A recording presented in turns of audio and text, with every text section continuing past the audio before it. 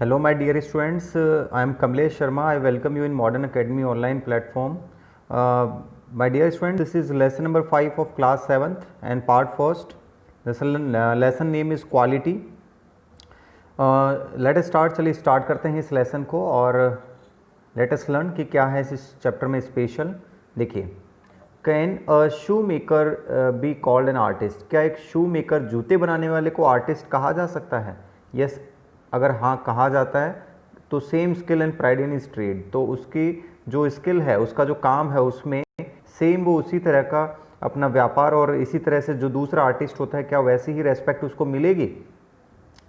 Mister गैसलर जो होते हैं एक जर्मन शू मेकर है जो लंदन के अंदर सेटल्ड हैं और एक परफेक्ट आर्टिस्ट हैं. चलिए स्टोरी पढ़ते हैं और जानते हैं कि किस तरह से वो अपनी डिवोट है अपनी आर्ट के लिए और अपनी लाइफ के लिए. क्वालिटी देखिए, क्वालिटी लेसन का नेम है. देखिए, I knew him from the days of my extreme youth. मैं अपने बचपन के दिनों से मिस्टर गैसलर को जानता था. Because he made my father's boot, क्योंकि उन्होंने मेरे पिताजी के शूज़ भी बनाए थे. ही lived with his Elder brother. वो अपने बड़े भैया के साथ दुकान में रहते थे और लंदन की फैशनेबल पार्ट ऑफ स्ट्रीट में एक छोटी सी दुकान उनकी थी और छोटी सी गली थी. The shop had a certain quite distinction. और जो शॉप थी उसमें कुछ अलग प्रकार की विभिन्नताएँ थी. There was no sign upon it other than the name of Gessler brothers. वहाँ पर गैसलर ब्रदर्स के अलावा ऐसा कोई साइन नहीं था, ऐसे कुछ स्पेशल उस दुकान में नहीं था. And the window of a few pair of boots, और कुछ खिड़कियाँ थी जहाँ पर जूते रखे रहते थे, जूतों के जोड़े रखे रहते थे. He made only what was ordered, और वे वही जूते बनाते थे जो उन्हें ऑर्डर मिलता था और कभी भी इस ऑर्डर को बनाने में, पूरा होने में वो फेल नहीं हुए थे. To make boots such boot as he made, और इस तरह के बूट बनाते थे. Seem to me then and still seem to me mysterious and wonderful. वो जूते इस तरह से बनाते थे कि वो किसी के लिए भी वंडरफुल हो सकते थे और बहुत अच्छे लगते थे और उनको वास्तव में किसी को ये लगता था कि हाँ शूज़ बने हैं. आई रिमेंबर वेल माई शायर रिमार्क्स. मैं अपने शायर रिमार्क्स जो हैं उनको बताने में मैं बहुत मतलब अपने आप को डरता हूँ इन चीज़ों को बताने में. While stretch out to him my youthful foot, और मैं अपने जो बचपन के जो मीन्स जवानी के यूथ के जो शूज़ थे. Isn't it awful hard to do. Mister Gessler से क्वेश्चन पूछा जाता है कि आपके लिए मुश्किल काम नहीं है, और उसका आंसर जो होता है वो एक प्यारी सी मुस्कान के साथ आता है. That it is an art. ये क्या है? एक आर्ट है. It is an art. Art means ये कला है. क्या है? कला. It was not possible to go to him very often. His boots lasted terribly.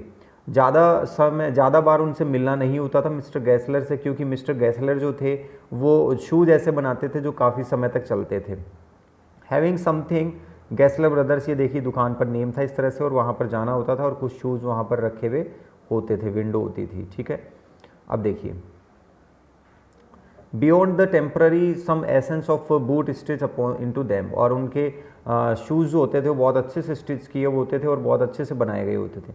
One went in not as in to most shop but restfully as enters in the church.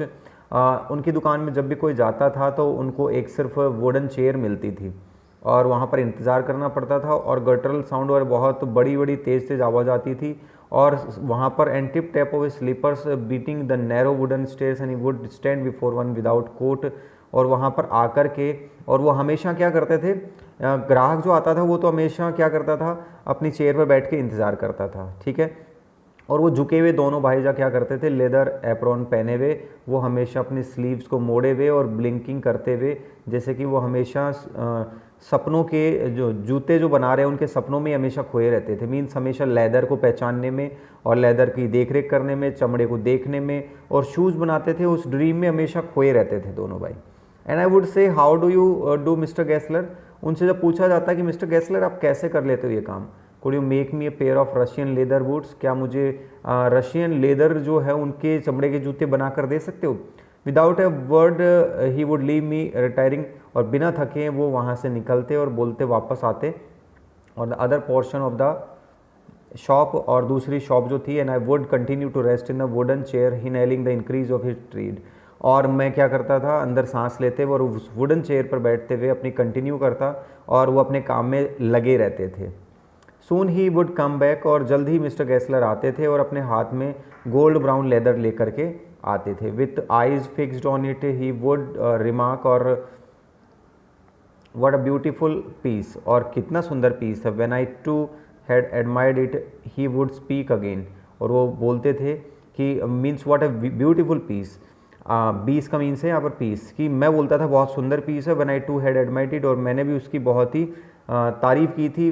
He would speak again, वो दोबारा बोलते when do you want them, इनको दोबारा कब चाहते हैं, कब लेना चाहते हैं। आई वुड आंसर, और मैं आंसर देता, oh as soon as you conveniently can, आप जितनी जल्दी दे सकते हैं दे दीजिए। टुमारो फोर्टनाइट, कल से 15 दिन, फोर्टनाइट का मीन्स 15 दिन। और if you were as elder brother I will ask my brother, और मैं अपने ब्रदर से पूछूंगा, अपने भाई से भी पूछ के बता दूंगा। देन आई वुड मर्मर, मैं धीरे से बोलता, और मैं बोलता thank you, good morning mister Gessler, good morning. He would reply still looking at the leather of in his hand, अपने हैंड में जो चमड़ा था ना उसको देखते वो रिप्लाई करता। And I move to the door, मैं दरवाजे की तरफ आ जाता। I would hear the tip tap of slippers going up to the stairs, और वो स्टेज पर जाते हुए मुझे उसके स्लीपर्स की आवाज़ सुनाई देती थी कि वो किस तरह से अपने सपनों में खो जाएंगे। देखिए यहाँ पर मिस्टर गेस्लर की पिक्चर हमें दिखाई दे रही है किस तरह से, और बहुत मेहनती हैं ये। आगे देखते हैं बच्चों। आई can not forget that day, मैं उस दिन को नहीं भूल सकता हूँ। जिस दिन, कौन सा दिन नहीं भूल सकता मैं?